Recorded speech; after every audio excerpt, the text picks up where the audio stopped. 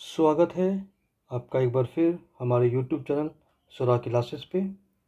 हम लोग क्लास 8 के हिस्ट्री को पढ़ रहे हैं, जिस पे हम लोग अभी तक यूरोपीय कंपनी का आगमन, कंपनी द्वारा भारत में अपने विस्तार की नीति को पढ़ा था, जिसमें हम लोग प्लासी का युद्ध, बक्सर, मैसूर, आंग्ल मैसूर युद्ध, आंग्ल मराठा युद्ध, अन्य नीतियों को पढ़ा था, जिसके द्वारा ईस्ट इंडिया कंपनी ने अपने साम्राज्य का विस्तार किया। उसी नीति में आज हम लोग पढ़ेंगे विलय नीति, जिसको लॉर्ड डलहौजी के द्वारा लाया गया था। लॉर्ड डलहौजी के द्वारा लाया गया था विलय नीति। हम लोग आगे बढ़ते हैं आज की क्लास में। उम्मीद करते हैं आप लोग का पढ़ाई अच्छे से चल रहा होगा, नोट्स बना रहे होंगे, वीडियो को लास्ट तक देखेंगे।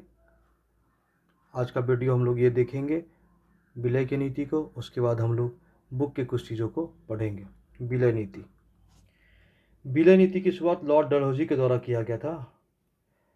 समय था 1848 से 1856। 1856 के बाद एक युद्ध होता है 1857 में। इसके बाद विलय नीति को समाप्त कर दिया जाता है।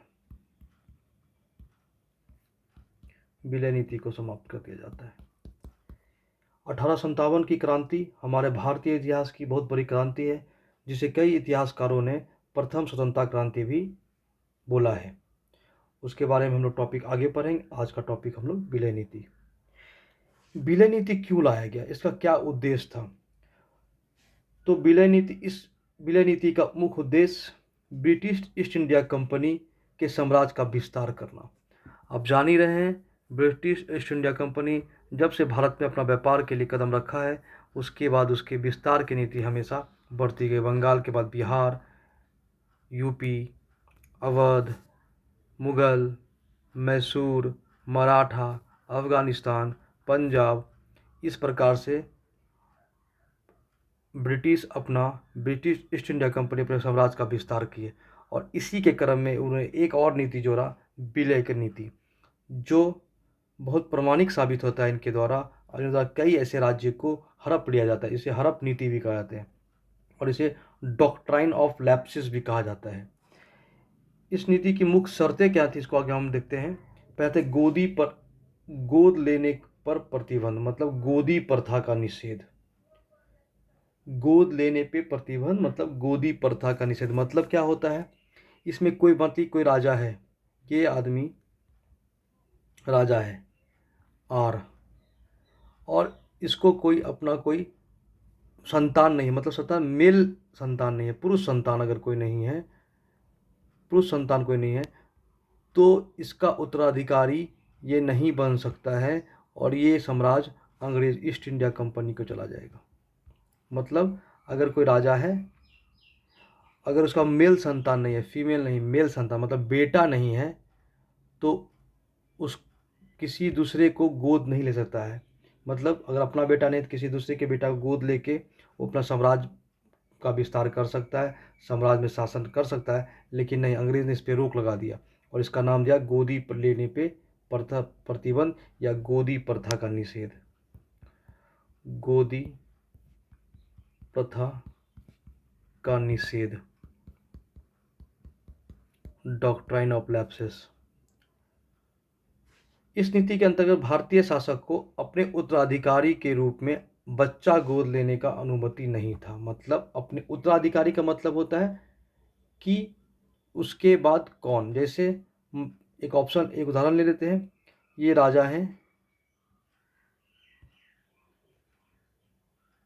हैं आर नाम के। इनके मरने के बाद या इनके कमज़ोर पड़ने के, इनके बूढ़ा होने के बाद कौन इनका शासन करेगा? तो इनका बेटा करेगा। तो इसी को कहते हैं उत्तराधिकारी, मतलब अपना उत्तराधिकारी किसी को घोषित करना। लेकिन यहाँ पे क्या था, अपना उत्तराधिकारी उसे घोषित नहीं कर सकते जो उनका अपना बेटा नहीं हो। मतलब गोद लिया हुआ बेटा होगा तो उसको उत्तराधिकारी नहीं बना सकते हैं। तो इस नीति के अंतर्गत किसी भी भारतीय शासक को अपने उत्तराधिकारी, इम्पोर्टेंट है, उत्तराधिकारी के रूप में बच्चा गोद लेने की अनुमति नहीं थी। इसमें और क्या था, विलय की नीति, राज्यों का विलय। उत्तराधिकारी के अभाव में वह राज्य स्वतः ही ब्रिटिश के नियंत्रण में आ जाता है। मतलब कहने का है कि अगर आपके पास उत्तराधिकारी नहीं है तो वो राज्य स्वतः ही ब्रिटिश के अंदर आ जाएगा। ब्रिटिश को कुछ करने के दौरान सारा पावर ब्रिटिश के पास कन्वर्ट हो जाएगा। ठीक है, आगे देखिए। अधिकारों की समाप्ति। जिस राज्य का विलय होता है, जो भी राज्य का विलय होगा, वहाँ के पूर्व शासक के पेंशनों और उपाधियों को समाप्त कर दिया जाएगा या सीमित कर दिया जाएगा। मतलब जो भी राजा इसके अंतर्गत आएंगे, उनके पेंशन का मतलब होता है जो वार्षिक उनको रुपया दिया जाता है या मंथली उनको रुपया दिया जाता है, उसको या तो समाप्त कर दिया जाएगा या तो सीमित कर दिया जाएगा। मान लीजिए उनको 1000 रुपया मिल रहा हो, या तो समाप्त कर दिया जाएगा या काट के 800 कर दिया जाएगा। 800 तो नहीं, और कम कर दिया, 500 कर दिया जाएगा। तो इस प्रकार की नीतियों को चलाया गया विलय नीति के अंतर्गत। कौन कौन नीति थी? गोद लेने पे प्रतिबंध, मतलब गोदी प्रथा का निषेध, आप किसी को गोद नहीं ले सकते हैं। फिर दूसरा क्या है? राज्यों के विलय, मतलब जिसका उत्तराधिकारी नहीं होगा, अपना उत्तराधिकारी नहीं होगा, उसका राज्य स्वतः ही अंग्रेज के अंदर आ जाएगा। अधिकारों की समाप्ति, आपका राज्य अंग्रेज के अंदर, ईस्ट इंडिया कंपनी के अंदर आया तो आपकी राज्यों का भी समाप्त कर दिया जाएगा, आपके उपाधियों को भी समाप्त कर दिया जाएगा और सीमित कर दिया जाएगा। अब कौन कौन से रियासतों को विलय किया गया? पहले सतारा 1848 में, उसके बाद जैतपुर और संबलपुर 1849 में, उसके बाद उदयपुर 1852 में, फिर नागपुर 1853 में, झांसी 1854 में। यही झांसी है जिसकी रानी लक्ष्मीबाई की कहानी हम लोग सुनते हैं। रानी लक्ष्मीबाई ये भी अपने दत्तक पुत्र को, गोद लिए हुए पुत्र को सम्राट बनाना चाहती थी, लेकिन वो नहीं माना अंग्रेज, और इनके साम्राज्य को, इनके रियासत को ब्रिटिश ईस्ट इंडिया कंपनी में विलय कर लिया, जिसके लिए ये लक्ष्मीबाई भी लड़ाई लड़ी और लड़ाई में करते करते इनकी हार हुई 1857 में। उसके बाद अवध 1856। हालांकि अवध का नियंत्रण गोदी प्रथा के कारण नहीं हुआ था, उनको कुशासन के आधार पर एक नया चाल चला और उनको कुशासन के आधार पर नियंत्रण में ला लिया। बोला गया कि जनता, यहाँ का शासक कुशासन है, शासक अच्छा नहीं है, हम जनता का हितैषी हैं, इसी के को बोलकर अवध को उन्होंने अपने राज्यों में मिला लिया। अभी तक हम लोग पढ़े हैं विलय में कौन कौन? सतारा, जैतपुर, उदयपुर, नागपुर, झांसी, अवध। अब इसका परिणाम और प्रभाव क्या हुआ? असंतोष। किसमें असंतोष?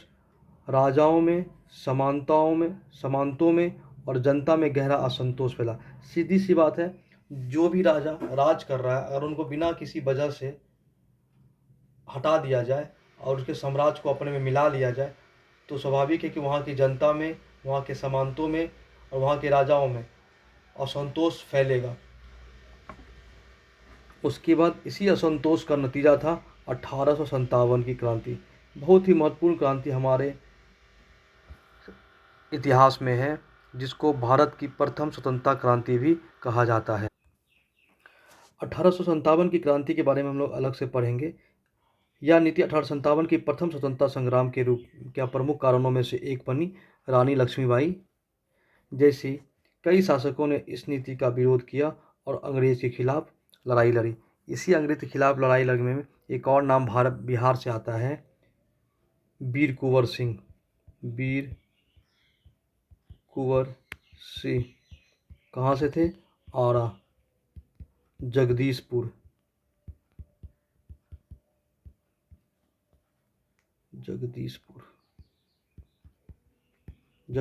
से।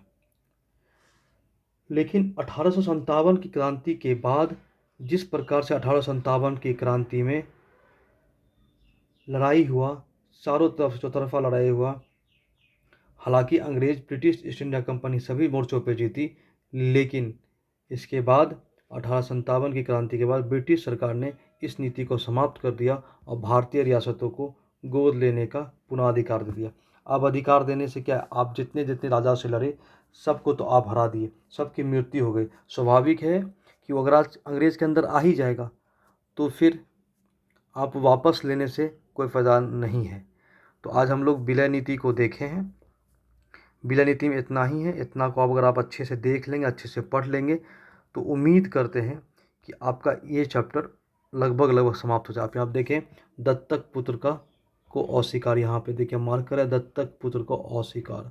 दत्तक पुत्र मतलब जो अपना पुत्र नहीं हो। ये भाई डलहौजी का फ़ोटो है, डलहौजी साहब का। निसंतान राज्य की रियासत क्या करना है, हड़प लेना है, हड़प नीति करना है इसको। ठीक है, इन चीज़ों को समझ, थोड़ा सा हम लोग किताबों को देख लेते हैं, किताब के चीज़ों को पढ़ते हैं, और आज उम्मीद करते हैं कि इस चैप्टर को ख़त्म किया जाए। तो हम लोग एनसीईआरटी के पेज नंबर 29 पे हैं। आपके बुक में पेज नंबर 21 होगा, उसको आपके बुक में पेज नंबर 19 होगा, पेज नंबर 19, इसको ज़रूर पढ़िएगा। एक बार हम पढ़े, विलय नीति अधिग्रहण की आखिरी लहर 1848 से 1856 के बीच गवर्नर जनरल लॉर्ड डलहौजी के समय में, गवर्नर जनरल लॉर्ड डलहौजी के शासनकाल में, चलिए, लॉर्ड डलहौजी ने एक नई नीति अपनाई जिसे विलय नीति का नाम दिया गया। यह सिद्धांत इस तर्क पर आधारित था कि अगर किसी शासक की मृत्यु हो जाती है और उनका कोई पुरुष वारिस, देखिए यहाँ लिखा पुरुष वारिस नहीं है, तो उनकी रियासत को हड़प लिया जाएगा, यानी कंपनी के भूभाग के हिस्सा बन जाएगा। इस सिद्धांत के आधार पर एक के बाद एक कई रियासतें, जैसे सतारा 1848, संबलपुर 1850, उदयपुर 1852, नागपुर 1853 और झांसी 1854 में अंग्रेज़ों के हाथ में चली गई। आखिरकार 1856 में कंपनी ने अवध को भी अपने नियंत्रण में ले लिया। इस बार अंग्रेज़ ने नया तर्क दिया। उन्होंने कहा कि वे अवध की जनता को नवाब के कुशासन से आज़ाद कराने के लिए कर्तव्य से बंधे हैं। देखिए भैया, कर्तव्य से, आपका काम है, आप हड़प रहे हैं और बोल रहे हैं क्या कि कुशासन के लिए कर्तव्य से बंधे हुए, खुद कर्तव्य निभा नहीं रहे हैं और इनको कर्तव्य दिखा रहे हैं, इसलिए वे अवध पर कब्जा करने के लिए मजबूर हैं। अच्छा, अपने प्रिय नवाब को जिस तरह से गद्दी से हटाया गया है, उसे देखकर लोगों में गुस्सा भड़क उठा और अवध के लोग 1857 की महान क्रांति, देखिए एकदम लिखा, 1857 की महान विद्रोह में शामिल हो गए। देख रहे हैं कितना तर्क दे रहा है कि कर्तव्य से बंधे हैं, इसलिए वे अवध पे कब्जा करने के लिए मजबूर हैं। अरे मजबूर नहीं, आप जानबूझ के कब्जा कर रहे हैं। इस तरह से विलय नीति हमारा। आगे के पेज में हम लोग चलते हैं। आगे के पेज में आप बुक में देखेंगे, 3 में आप पता हुआ है किस प्रकार से ब्रिटिश गवर्नमेंट का साम्राज्य पहले इतना दूर छोटा सा जगह में था, जहाँ पे येलो पार्ट आप देख रहे हैं, उसका देखिए येलो पार्ट का विस्तार हो जाता है 1840 तक में, किस प्रकार विस्तार हो रहा है। फिर उसके बाद देखेंगे,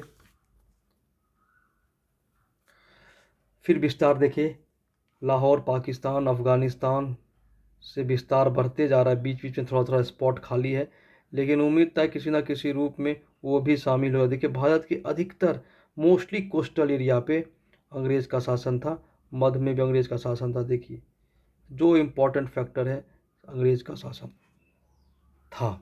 इस नक्शा से आप समझ सकते हैं किस प्रकार अंग्रेज़ अपने विस्तार को बढ़ाया। ये जो तीसरा है 1857 की क्रांति के समय का है। अब हम लोग आगे बढ़ते हैं। नए शासन की स्थापना, टॉपिक है हमारा नए शासन की स्थापना। गवर्नर जनरल वॉरेन हेस्टिंग ने 1773 से 1785 उन बहुत सारे महत्वपूर्ण व्यक्तियों में से एक था जिन्होंने कंपनी की ताकत फैलाने में अहम भूमिका अदा की। वॉरेन हेस्टिंग के समय आते आते कंपनी न केवल बंगाल बल्कि बम्बई, मद्रास की सत्ता हासिल कर चुकी थी।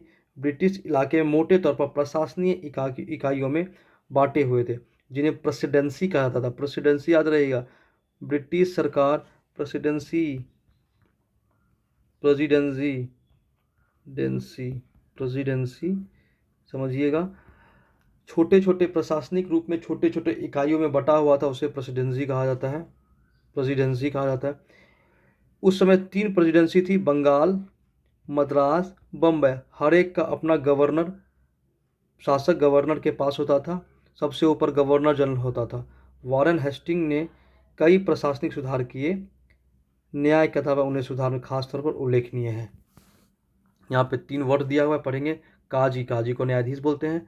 मुफ्ती, मुस्लिम समुदाय का एक न्यायविद जो कानूनों की व्याख्या करता है। काजी इसी व्याख्या के आधार पर फैसला सुनाता है। महाभियोग, बहुत इंपॉर्टेंट वर्ड है महाभियोग।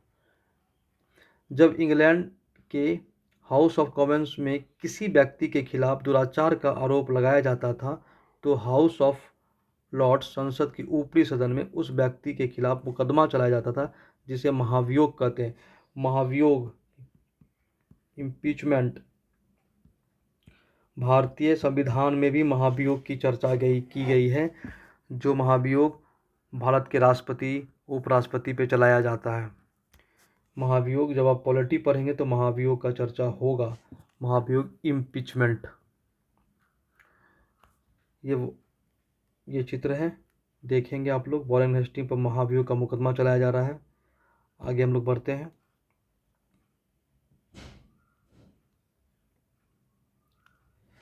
ये जो सूत्र है इसको पढ़ेंगे। इसमें बताया जा रहा है कि महाभियोग चलाया जा रहा है सबसे बड़े शत्रु पे। आगे बढ़ते हैं। एक बड़ी समस्या थी कि ब्राह्मण पंडित धर्मशास्त्र की अलग अलग शाखाओं के हिसाब से स्थानीय कानून अलग अलग व्याख्या कर देते थे। इस भिन्नता को खत्म करके समरूपता लाने के लिए 1775 में 11 पंडितों को भारतीय कानून की एक संकलन तैयार करने का काम सौंपा गया। A.N.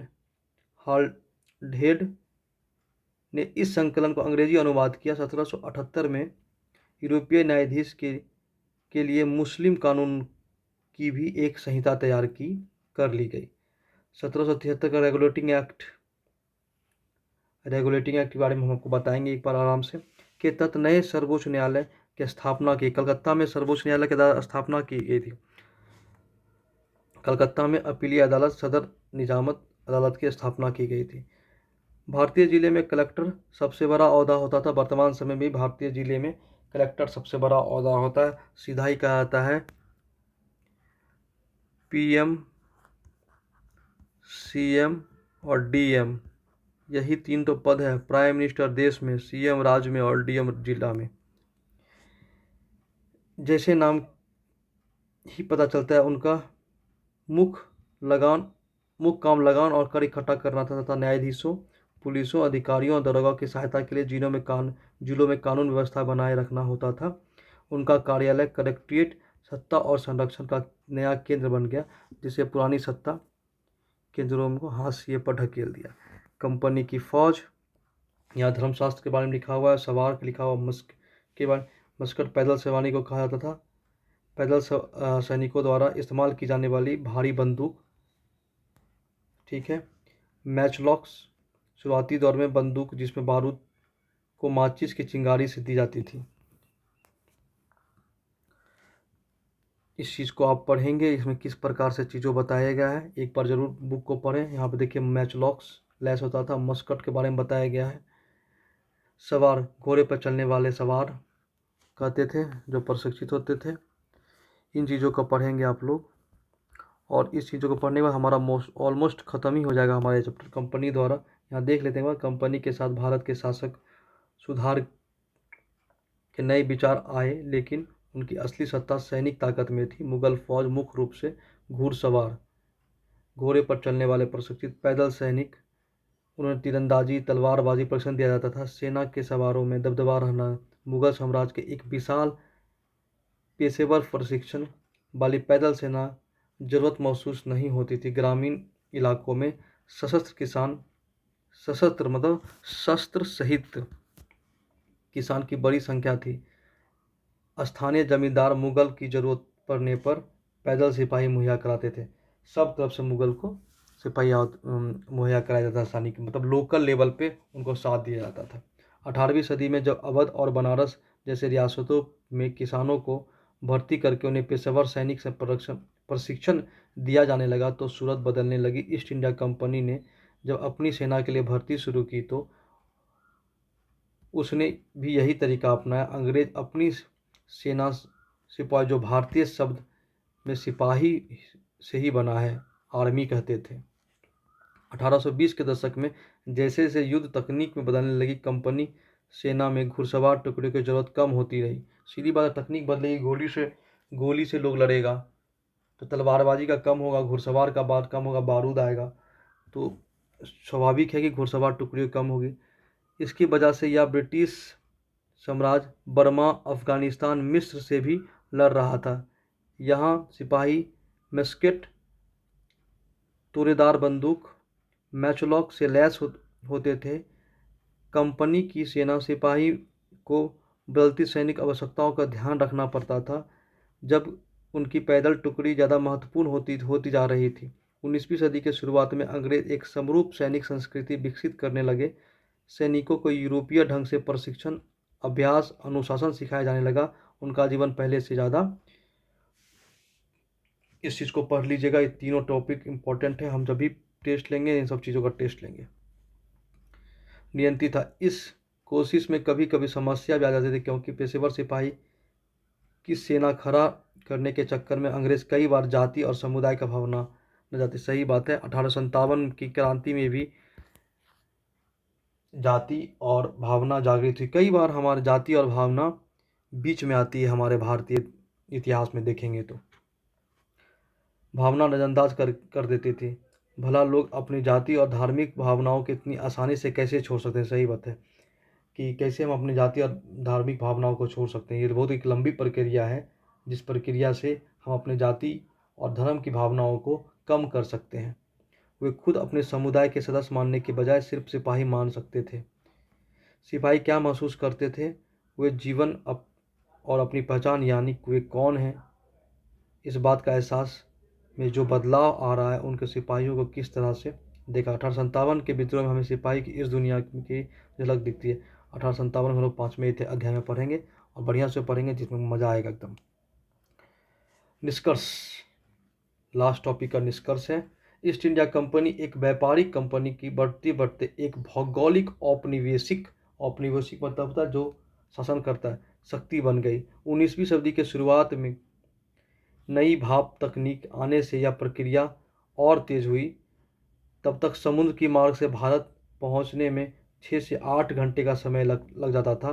भाप चलने के वाले जहाज़ से यात्रा 3 हफ्तों में सिमट गया, जिसके बाद ज़्यादा से ज़्यादा अंग्रेज अपने परिवार के साथ भारत जैसे दूर देश आने लगे। 1857 तक भारतीय उपमहाद्वीप में 63% भूभाग और 78% आबादी पर कंपनी का सीधा शासन स्थापित हो चुका था।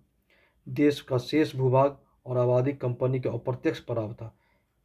इस प्रकार व्यवहारिक स्तर पर ईस्ट इंडिया कंपनी पूरी तरह से भारत को अपने नियंत्रण में ले चुकी थी। इस प्रकार हमारा सेकेंड चैप्टर आज समाप्त होता है। आप लोग क्वेश्चन आंसर को बनाए थे, 1-2 लोग क्वेश्चन आंसर बनाए हैं। आप सभी लोग क्वेश्चन आंसर को बनाइएगा, क्वेश्चन आंसर नोट डाउन कर लीजिएगा, नोट्स में बना लीजिएगा। जितने चीज़ पढ़ाएं, आज विलय की नीति को पढ़ाएं, विलय नीति को उसी नोट्स में लिखिएगा। बुक को हम बस रीडिंग दे के समझा दिए हैं, इसमें कुछ विशेष नहीं था, पहले भी हम समझा चुके हैं। क्वेश्चन आंसर को नोट्स में बनाइएगा, लास्ट तक वीडियो को देखें और कमेंट और लाइक ज़रूर करें। अगर आपको पसंद आ रहा है तो शेयर भी करें, कमेंट्स लाइक ज़रूर करें। एक बात और, वीडियो के पीछे एक लंबा मेहनत होता है और मेहनत का अप्रिशिएट तभी होता है जब आप वीडियो को आखिरी तक देखेंगे। आखिरी तक जब वीडियो देखेंगे तो लगेगा कि आप वीडियो को सही से समझ पा रहे हैं, देख पा रहे हैं। और कमेंट में ज़रूर बताएं कि वीडियो कैसा लग रहा है। आवाज़ का कुछ प्रॉब्लम आ रहा है, उम्मीद करते हैं आवाज़ आज ठीक होगा और धीरे धीरे आवाज़ को और ठीक किया जाएगा। कुछ टेक्निकल प्रॉब्लम है, उसको धीरे धीरे ठीक किया जा सकता है, एक बार में सब कुछ नहीं हो सकता है। तो आप लोग कमेंट में अपना नाम और क्लास लिख के ज़रूर भेजें, जिससे हमको मालूम चल पाए कि कौन कौन लोग देख पा रहे हैं, जिससे वीडियो बनाने का इच्छा और लालसा बढ़ जाता है। जब आपको देखने वाले लोग होते हैं, आपको पढ़ने वाले, सुनने वाले लोग होते हैं। कोई भी आदमी, कोई भी लेखक, कोई भी टीचर, कोई भी कलाकार तभी अच्छा हो माना जाता है जब उसके साथ उनके स्टूडेंट, उनके दर्शक उनके सामने हो। खाली स्टेज और खाली मैदान में कोई भी अच्छा परफॉर्मेंस दे के खुश नहीं हो सकता जब तक दर्शक उसके सामने नहीं हो। तो आपका कमेंट, आपका लाइक, आपका शेयर और सब्सक्राइब भी हमारे लिए अप्रिशिएट है। अगर आप ये करते हैं तो अच्छा महसूस होता है और मेहनत करने की लालसा बढ़ती है। बहुत बहुत धन्यवाद। आप लोग अच्छे से होंगे, खुश रहिए, गर्मी छुट्टी को एंजॉय कर रहे होंगे, लेकिन पढ़ते रहिए। 2 से 3 घंटा आप सेल्फ स्टडी कीजिए, बुक रीडिंग जरूर, एनसीईआरटी का बुक रीडिंग पढ़ा दिए चैप्टर 2 आप लोग पूरा उसको रिवीजन पढ़ लीजिए। जब पूरा पढ़ लेंगे तो आपको अच्छे समझ में आएगा और आप क्वेश्चन आंसर ज़रूर बनाएं। बहुत बहुत धन्यवाद। खुश रहें, एंजॉय करें।